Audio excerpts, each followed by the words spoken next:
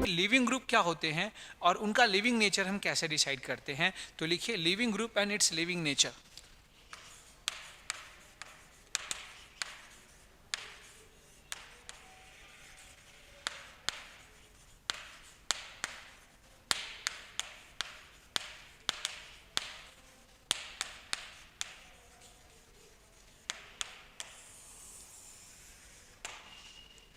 नाम से ही पता, भगोड़ा ग्रुप, किसी कार्बन या किसी एटम से कोई ग्रुप लगा एल और एल की इलेक्ट्रोनेगेटिविटी कार्बन से ज्यादा है, और इस मोहल्ले में कोई एक दूसरा नेगेटिव चार्ज वाला स्पीसीज आ गया Nu माइनस। इस Nu माइनस को देख करके या इस Nu माइनस के यहां आक्रमण करने के बाद ये एल यहां से बाहर भाग जाए, तो ये जो कार्बन को छोड़ के बाहर भाग रहा है ये एल माइनस, इसी को हम कहते हैं लिविंग ग्रुप,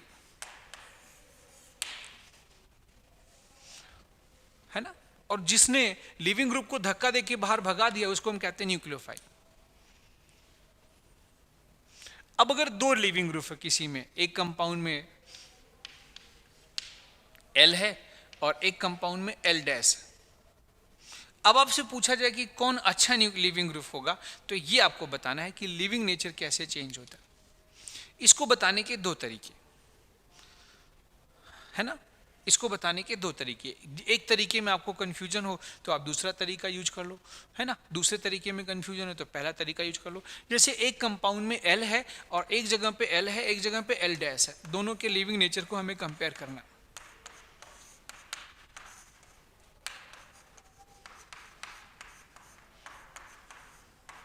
यहां से एल डैश बाहर भागा। अब आपको बताना है कि पहले वाले का लिविंग ग्रुप अच्छा, पहले वाले में लिविंग ग्रुप अच्छा है या दूसरे वाले का लिविंग ग्रुप अच्छा, मतलब कौन मैदान छोड़ के जल्दी भागेगा, किसके भागने की प्रवृत्ति ज्यादा है, किसके भागने की टेंडेंसी ज्यादा है, ये हमें सीखना है। तो लिविंग नेचर बताने के दो रास्ते। पहला, फर्स्ट मेथड वन, तरीका वन, लिविंग नेचर एलन ऑफ लिविंग ग्रुप। देखो, अगर L और L डैश दोनों को ये पता है ना, L और L डैश दोनों को ये पता है, L को पता है कि अगर मैंने इस कार्बन को छोड़ के बाहर भाग गया तो मेरी लाइफ सेट हो जाएगी, मैं स्टेबल हो जाऊंगा, लाइफ एकदम मस्त हो जाएगी फिर, है ना। और L डैश को पता है कि अगर हमने छोड़ के भाग दिया तो मेरी लाइफ बर्बाद हो जाएगी। तो मुझे बताओ कि कार्बन को छोड़ के भागने की प्रवृत्ति किसकी ज्यादा होगी? जिसको ये लगता है कि नहीं मैं छोड़ करके भागूंगा तो मेरी लाइफ और सेट हो जाएगी और स्टेबल हो जाएगा, तो उसका लिविंग कैरेक्टर ज्यादा होगा। तो एक तो है कि लिविंग नेचर डिसाइड करने के लिए जो दो लिविंग ग्रुप दिए गए हैं उनकी स्टेबिलिटी चेक कर लो, है ना। इनको यहां से लीव करा दो, लीव कराने के बाद इनकी स्टेबिलिटी चेक कर लो। याद रखना, जो जितना स्टेबल लिविंग ग्रुप होगा, मतलब जितना स्टेबल लिविंग ग्रुप होगा, उसके छोड़ के भागने की प्रवृत्ति इस कार्बन को उतनी ज्यादा होगी, क्योंकि पता है कि छोड़ के भागूंगा तो स्टेबल हो जाऊंगा। तो एक तरीका है leaving nature of leaving group directly proportional to stability of leaving group.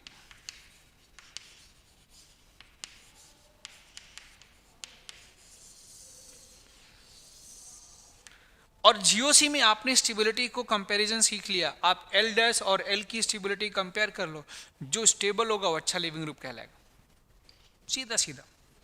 दूसरा तरीका, एक और तरीका देखो, एक और तरीके से बता सकते हैं। आपने बेसिसिटी, अगर स्टेबिलिटी आपको नहीं आती तो बेसिसिटी से भी बता सकते हैं। देखो, जो अच्छा बेस होता है थोड़ा सा भागने की प्रवृत्ति उसकी कम होती है, समझ में आ गया। तो leaving nature of leaving group decide करने का दूसरा तरीका होता है, leaving nature of leaving group decide करने का सेकंड तरीका यह है कि inversely proportional to basic nature.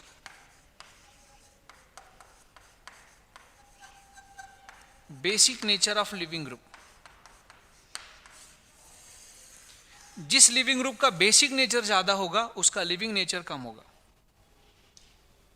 क्योंकि वो चिपकने की टेंडेंसी ज्यादा रखेगा। अच्छा, दोनों एक दूसरे का विरोध नहीं करेंगे कभी भी। अब बस वो बात अलग है कि आप स्टेबिलिटी ना निकाल पाओ, बेसिसिटी ना निकाल पाओ, तो बात अलग है। बाकी दोनों एक दूसरे का विरोध नहीं करेंगे कि आपको लगे कि सर दोनों एक दूसरे का विरोध करें तो हम कैसे सॉल्व करेंगे। दोनों हमेशा एक ही आंसर को देते, अब आपकी मर्जी, आप बेसिसिटी से आंसर निकालो, आपकी मर्जी आप ऊपर वाले से आंसर निकालो, स्टेबिलिटी से। ठीक है, तो चलिए अब हम कुछ क्वेश्चन को चलते हैं, सॉल्व करते हैं और देखते हैं कि आप लोग बता पाते कि नहीं बता पाते। कुछ लिविंग ग्रुप लिखते हैं। Decide living nature order, LNO मतलब living nature order of following living group. Decide living nature order of following leaving group. First,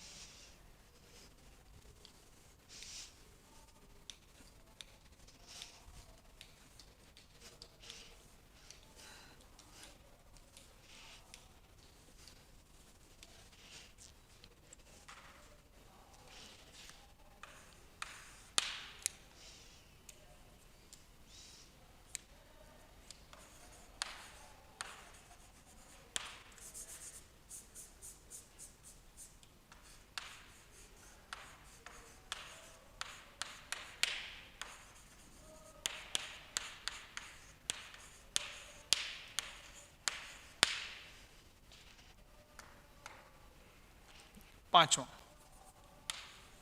बस ये 5 करिए, बाकी आप क्वेश्चन आराम से प्रैक्टिस और भी लिख सकते हैं।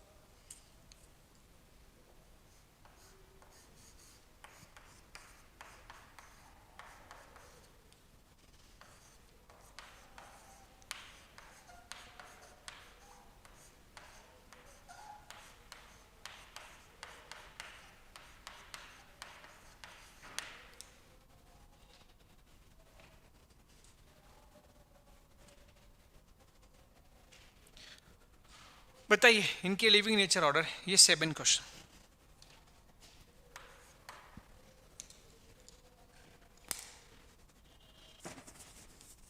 तो चलिए इसका आंसर बताइए आप लोग। सिंपल सी बात, स्टेबिलिटी से बता सकते हैं। हम जानते हैं, हमें पता है कि लेफ्ट टू राइट जाने पर स्टेबिलिटी बढ़ती, तो लेफ्ट टू राइट जाने पर लिविंग नेचर बढ़ेगा। मतलब इससे अच्छा लिविंग ग्रुप नाइट्रोजन, इससे अच्छा ऑक्सीजन, इसके बाद फ्लोरीन, क्योंकि मोर इलेक्ट्रॉन सेम पीरियड से हो तो इलेक्ट्रॉनिगेटिविटी के बेसिस पे स्टेबिलिटी बता देते हैं। ठीक है, हमें यह भी पता है कि लेफ्ट टू राइट जाने पर बेसिक नेचर घटता है, तो आपके बेसिक नेचर से भी आंसर हो गया, बेसिक नेचर घट रहा है अर्थात यहां पर लिविंग नेचर बढ़ेगा। इसका मतलब कि CH3 माइनस से अच्छा लिविंग ग्रुप NH2 है, NH2 से अच्छा OH है, OH से अच्छा F। सीधा सीधा बात। इनमें मैं बात करूं लेफ्ट टू राइट जाने पर देखो स्टेबिलिटी बढ़ती, बेसिक नेचर घटता है यहां पर भी, तो याद रखना लिविंग नेचर भी लेफ्ट टू राइट जाने पर बढ़ेगा, लिविंग नेचर भी बढ़ेगा, Ln बढ़ेगा। अरे आप पता है I minus is poor base than F minus, basicity भी आपको पता है। इसमें चेक करो, ये माइनस चार्ज रेजोनेंस नहीं करता, ये माइनस चार्ज रेजोनेंस करता, ये माइनस चार्ज और ज्यादा रेजोनेंस करता, तो लेफ्ट टू राइट जाने पर स्टेबिलिटी क्या हो रही है, स्टेबिलिटी बढ़ रही है, तो इसलिए लिविंग नेचर बढ़ेगा। मतलब इससे अच्छा लिविंग ग्रुप ये होगा, इससे अच्छा ग्रुप ये होगा, फिनॉक्साइड है। अब इसे स्टेबिलिटी के बेसिस पे भी कह सकते हैं, अब इसे बेसिक नेचर भी बता सकते हैं कि लेफ्ट टू राइट जाने पर बेसिक नेचर घटेगा। क्यों? क्योंकि जो बेसिक इलेक्ट्रॉन है वो रेजोनेंस कर रहा है, तो आपने बेसिक नेचर से भी बता दिया। सेम आंसर यहां पर भी है। देखो इससे स्टेबल, यहां पर इक्विवेलेंट रेजोनेटिंग स्ट्रक्चर नहीं बनते, इसमें इक्विवेलेंट रेजोनेटिंग स्ट्रक्चर बनते हैं, इसमें इक्विवेलेंट बनते हैं और 3 की संख्या में बनते हैं। तो जहां पे सिमिलर रेजोनेटिंग स्ट्रक्चर बनते हैं वहां स्टेबिलिटी ज्यादा होती है। तो इस फिनॉक्साइड आयन से स्टेबल एसीटेट आयन होता है। अच्छा, एसीटेट आयन को इतने पोर्शन को हम बोलते हैं ACO, है ना, ACO कहते हैं, और इसको बोलते हैं PHO, फिनॉक्साइड आयन। हाँ, तो इसको बोलते हैं फिनॉक्साइड एंड PHO, इसको ACO। अच्छा, इसको बोलते हैं ये MS, मिथाइल सल्फोनेट आयन है ना, इसका नाम है methyl sulphonate ion, MS methyl sulphonate, MSO। इसे एक और नाम बोलते हैं, इसका एक और नाम होता है, IUPAC नेम छोड़ दो, इसे कहते हैं मेसाइलेट आयन, इसे कहते हैं acetate ion,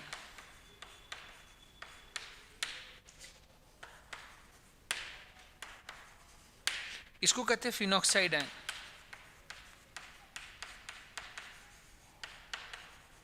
left to right जाने पर इनका लिविंग नेचर बढ़ेगा। क्यों? क्योंकि स्टेबिलिटी बढ़ रही। बेसिसिटी भी आपको पता है, ये पुअर बेस होता है, ये इससे अच्छा बेस होता है, ये इससे अच्छा बेस होता है, आप बेसिसिटी से कंपेयर कर लो। यहाँ पर अब यहाँ पर आप कंफ्यूज होंगे, सर इसमें रेजोनेंस होता है, इसमें रेजोनेंस नहीं होता है, स्टेबिलिटी इसकी ज़्यादा होगी, इसकी कम होगी। ये कंफ्यूजन को दूर कर, नहीं ये ज़्यादा स्टेबल है क्योंकि यहाँ पर क्लोरीन की साइज ऑक्सीजन के कंपेयर में बड़ी है, तो बड़े साइज पे माइनस चार्ज, बड़े साइज वाले आयन पर माइनस चार्ज स्टेबल होता है। तो अगर आप लेफ्ट टू राइट जाएंगे तो भी स्टेबिलिटी बढ़ेगी, लेफ्ट टू राइट जाएंगे तो बेसिक नेचर घटेगा। आप देखो Cl minus is weaker base, ये अच्छा बेस होगा, ये उससे खराब होगा, ये उससे खराब बेस होगा, बेसिक नेचर घटेगा। तो याद रखना इसका लिविंग नेचर बढ़ जाए। नहीं आया समझ में? प्रूफ कर दूं? बेसिसिटी समझ में नहीं आई तो मैं दूसरे तरीके से प्रूफ कर दूं। अच्छा मुझे बताओ इसका एसिड कौन सा होगा? इसका कॉन्जुगेट एसिड फिनॉल होगा, इसका कॉन्जुगेट एसिड एसिटिक एसिड होगा, इसका कॉन्जुगेट एसिड HCl होगा। बताओ इन तीनों में सबसे अच्छा एसिड कौन है? एसिडिक नेचर ऑर्डर अगर इन तीनों में बोलूं तो ये हो जाएगा मोस्ट एसिडिक इन तीनों में, और ये लीस्ट एसिडिक होता है। तो भाई जिसका एसिड मोस्ट एसिडिक होता है वो बेस क्या होता है? वीकेस्ट बेस होता है। तो इसमें से ये तीनों में ये हो जाएगा वीकेस्ट बेस या least acidic, least basic.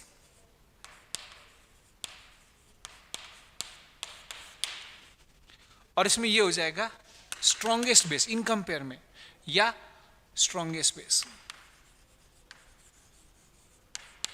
Strong base के लिविंग कैरेक्टर कम होता है, ठीक है। अच्छा ज्यादातर बच्चे कंफ्यूज होंगे, सर यहां रेजोनेंस नहीं होता, ये तो कम स्टेबल होना चाहिए। नहीं, हम रेजोनेंस कब देखेंगे? जब आयन सेम एटम पर पड़ा हो, जैसे यहाँ पर भी ऑक्सीजन पर भी है, यहाँ पर भी ऑक्सीजन पर ही पड़ता है। आपने एक चीज़ पढ़ा है कि जब अलग अलग पीरियड्स के एलिमेंट्स हों तो वहाँ पे हम साइज देखते हैं। या आपने ये भी पढ़ा, तो आपको स्टेबिलिटी में अगर कन्फ्यूजन हो रही है तो हमें पता है कि ये मोर स्टेबल है, हमें पता है, आप कंफ्यूज मत होंगे, है ना। और दूसरा आपको ये भी पता है कि ये लीस्ट बेसिक है, जो लीस्ट बेसिक होता है ना, जो लीस्ट बेसिक होता है वो जल्दी लीव करके जाएगा। तो कभी भी याद रखिएगा, अगर आपसे कोई पूछे कि Cl माइनस और एसीटेट आयन में कौन अच्छा बेस होगा, तो एसीटेट आयन अच्छा बेस होगा और Cl माइनस वीक बेस होगा। लिविंग ग्रुप किसका अच्छा होगा? Cl minus is better leaving group than CH3CO minus, acetate ion. Acetate ion और ट्राईफ्लोरोएसीटेट आयन में ये माइनस आई ग्रुप लगा दिया, स्टेबिलिटी और बढ़ गई, स्टेबिलिटी बढ़ गई और बेसिक नेचर घट गया। तो भाई बेसिक नेचर घट गया, स्टेबिलिटी बढ़ गई, तो लिविंग नेचर में लिविंग नेचर ऑर्डर जो हो जाएगा, लिविंग नेचर ऑर्डर में first second is greater than first. जो खराब बेस अच्छा स्टेबल वो अच्छा लिविंग ग्रुप होगा। ये अच्छा, इसका नाम होता है, इसको कहते हैं हम लोग इतने पोर्शन को para-methyl sulfonate ion, para-methyl sulfonate ion, हम इतने पोर्शन को कहते हैं TS, और इसको बोलते हैं O, इसको TSO भी लिखते हैं, है ना। इसका नाम होता है टोसाइलेट आयन।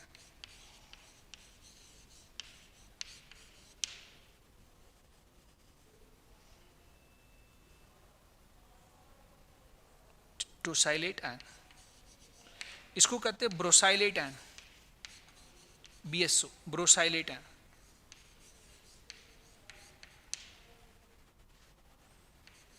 इसको बोलते हैं नोसाइलेट आयन।